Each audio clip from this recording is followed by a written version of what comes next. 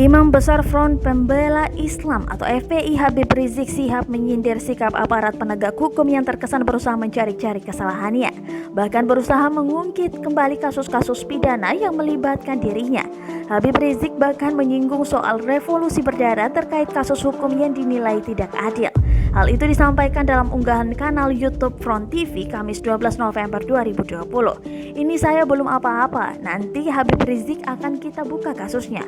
Wah, ini apa-apaan? Sudahlah, jangan buka kasus yang tidak ada, kata Habib Rizik. Habib Rizik pun mengatakan apabila negara ini tak ingin ada revolusi yang menyebabkan pertumpahan darah, ia pun meminta agar sebaiknya hukum diperbaiki dan tidak tebang pilih.